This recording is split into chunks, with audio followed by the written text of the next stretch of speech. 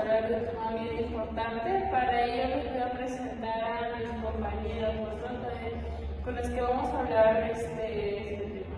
Yo soy Stephanie. Hola chicos, yo soy Fernanda. Aquí Andrés, ¿qué tal? Hola, mi nombre es Nelly. Entonces, el tema que vamos a hablar es sobre la terapia de tercera generación. Bueno, más que nada en este video queremos como que charlar un poco entre nosotros la importancia de este tema. Y bueno, más que sea una clase, queremos que sea algo genuino, algo en lo que todos podamos compartir diferentes tipos de ideas y tal vez, claro, obviamente llegar a una conclusión entre todos como grupo para poder aprender sobre el tema. Bueno chicos, vamos a resumir un poco lo que vamos a ver. ¿Por qué son distintas las terapias de siempre? El papel de algo que se llama contextualismo funcional. Bien chicos, es momento de poder hablar entre nosotros. Para ello, Fernanda, cuéntame, ¿qué es eso de la terapia de tercera generación? Mira, para empezar, la primera generación se enfocaba más que nada en la conducta, solamente en la conducta. Luego en la segunda llega junto la cognición y los pensamientos. Ahora en la tercera, que es algo innovador, es una mezcla de los dos, ¿no? No se trata solamente de cambiar lo que sientes o piensas, sino cambiar la relación que tienes con tus pensamientos y las emociones. Es muy curioso, ¿no?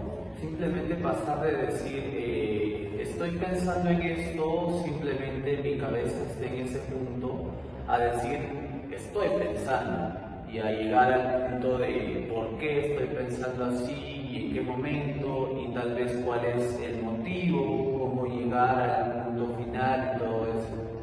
Sí, exacto, eso es básicamente, es una aproximación muy liberadora que te quita una presión, ¿no? De tener que sentirte bien todo el tiempo para poder avanzar en la vida. Claro, si nos ponemos a pensar es un punto muy importante que literal lo vemos en el día a día, ¿no? Todo lo que hacemos, a donde vayamos, de hecho cuando despertamos y hasta que nos vamos a dormir. Es muy importante lo que me estás diciendo y ahí es donde entra el concepto de contextualismo funcional. Entonces, ¿nos explicas qué es y por qué es tan importante en estas terapias? Claro, obviamente. Pensemos en esto. Por ejemplo, en un contexto de que una persona sale tal vez a exponer, o tal vez sale a actuar, o tal vez sale a cantar. O sea, ponle un escenario en el que tiene que subir a una tarima y estar enfrente de muchas personas. Entonces, tal vez esa persona no solo piensa en el por qué estoy nervioso, sino piensa en el contexto total. Simplemente se deja llevar por la emoción del momento. Y tal vez empiezan a ver los síntomas del nerviosismo, ¿no? Por ejemplo, puede ser sudoración, puede ser voz temblorosa, puede ser incluso tartamudea y cosas así. Entonces, a lo que voy es que esta persona se enfoca simplemente en el hecho de cómo se está sintiendo en el momento, pero no busca tal vez la solución. Como el hecho, o sea, cómo hacer el hecho de calmarse, el hecho de pensar tranquilamente y poder llevar a cabo justamente esa emoción que estás sintiendo en el momento.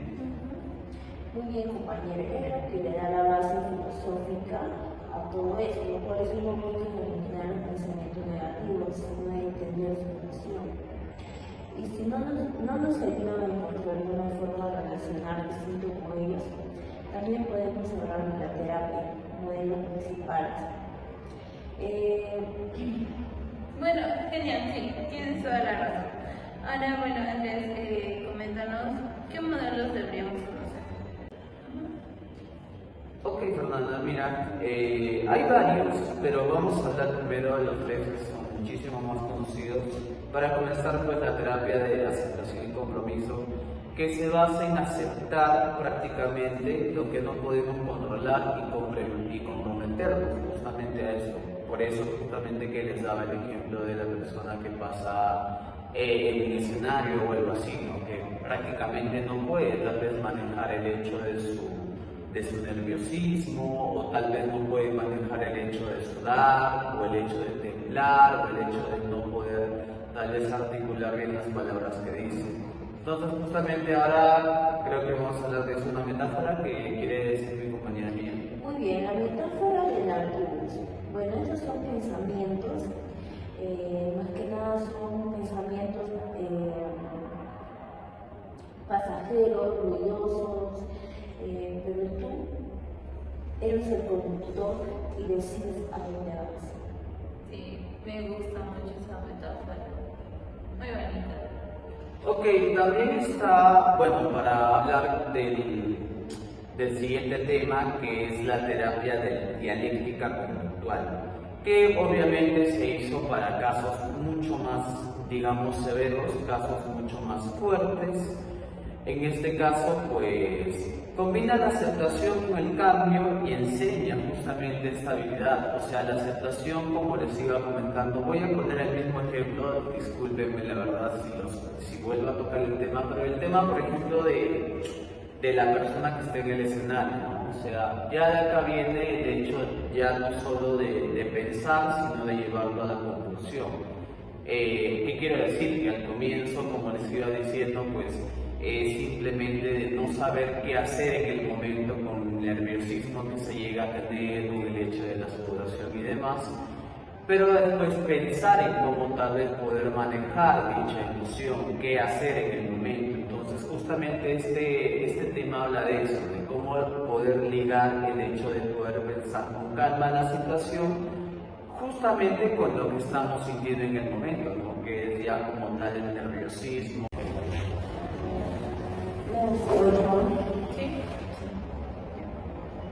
Y justamente, ¿qué es eso, no? El hecho de saber tal vez cómo manejar las emociones que estamos teniendo en el momento, que como les digo, pues no siempre son cosas tan positivas, sino a veces pueden ser negativas, como el ejemplo que les di de estar en un escenario y que una persona como tal, ¿no? Incluso nosotros como estudiantes tal vez cuando tenemos que exponer, no tenemos tal vez tanta libertad o tanta confianza de tener esa seguridad de poder exponerlo todo, fluidamente.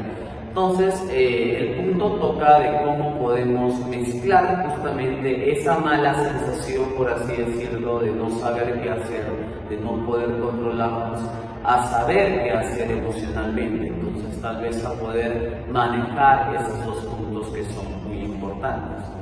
Así es. Y no olvidemos la fama. Esta terapia es una relación con el terapeuta como lugar para poder cambiar también. Y si un paciente necesita el contacto visual, el terapeuta puede comentar o tener un comentario en el momento, ¿no? Así para poder apoyarlo y practicar nuevas conductas. Claro, este tema que está tocando mi compañera mía, pues es muy importante, ya que como ella lo mencionó, pues es tal vez cómo llegamos a tener el vínculo con el paciente, ¿no? Y cómo podemos hacer que tanto la sesión como tal vez una terapia como tal sea más amena, sea más a gusto, sea más en confianza, lo cual nos ayuda, y ese es el punto creo que clave, ¿no? De cada tipo de sesión, o lo que primero debemos creo que de tocar al iniciar con este tipo de sesiones. Mira, y es la pregunta del millón, porque nuestros amigos se estarán preguntando, ¿no? ¿Esto tendrá una teoría o solo será una teoría o son simples palabras? Claro que sí, hay muchísima evidencia. Por ejemplo, la AST ha demostrado ser muy efectiva para la ansiedad, depresión y dolor crónico. La DBT es el estándar de dolor para el trastorno límite de personalidad. Bueno, en general, los estudios muestran que no solamente reducen los síntomas, sino que mejoran la calidad de vida de las personas. Entonces, les he escuchado a cada uno de ustedes y son puntos bien importantes, son cosas cotidianas que pasan en la mayoría de nosotros, ¿no? Como el hablar en público, como también se comentó él. Entonces, para cierre, ¿cuál es están escuchando. ¿Qué nos dices tú, Fernanda? A ver, coméntanos más o menos qué es lo que te estás llevando de este tipo de debate que estamos teniendo como compañeros, como grupo. Bueno, yo creo que bueno, son herramientas que nos van a permitir ver la psicoterapia desde una perspectiva un poco más humana, ¿no? Como has mencionado tú también, Andrés, o creo que tú ya no recuerdo bien, me perdí en las palabras, la FAP es algo innovador, ¿no? Como mencionaron que es la relación en la sesión con el terapeuta y el paciente, ¿no? O el cliente, como queremos llamarlo. Y bueno, pues eso creo que es un poco más humano, a diferencia de otros años, o como nos han inculcado de que solamente se tiene que centrar en algo. Pero no. Es como que más fluido, más tranquilo, y creo que eso también va a llevar a que el paciente logre lo que queremos, ¿no? Como nosotros psicólogos con él. Claro, y obviamente también mencionando que este es un enfoque que habla también justamente de los valores, ¿no? O sea, dejando de lado el hecho de simplemente llegar a la sesión y simplemente saludar, simplemente contar nuestras cosas. Como una sino- rutina. Exacto, Sí, o sea, hacerlo mucho más, tal vez, como tú dijiste, mucho más humano, ¿no? Y no se trata solo de curar, no se trata, como les iba a comentar, no solamente que llegue el paciente, nos cuente sus cosas y tal vez nosotros actuar como terapeutas, como tal, o sea, no somos máquinas, ¿no? La idea es que seamos genuinos y podemos tal vez hacerlo que todo sea mucho más como les había comentado. Bueno, Mía, ¿y tú qué nos dices? ¿Qué nos cuentas? para terminar. Claro, definitivamente estas terapias han marcado el futuro de nuestra profesión, ¿no? La psicología. Totalmente de acuerdo. Esperamos que esta charla le haya servido para poder entender y también un poco, ¿no?, sobre más este tema que nos hemos llegado. Que estamos profundizando más en sí, ¿no? Es un tema que ya nosotros conocemos, el inicio del tema, ¿no? Y poco a poco en este video pues hemos hablado un poquito más y tal vez más adelante podamos volver a hablar más a compañeras de este tema. Así es.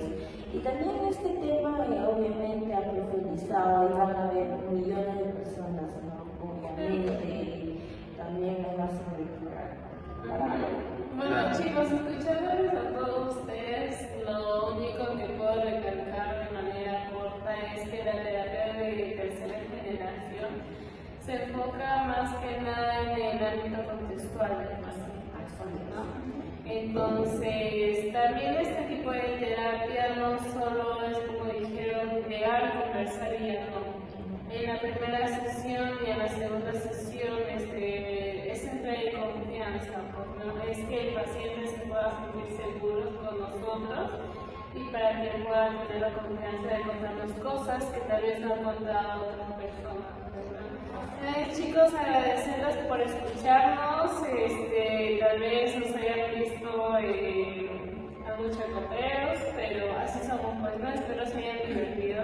Espero que les haya gustado y hayan aprendido un poco más de este tema. Nos despedimos, gracias y nos vemos en el siguiente video.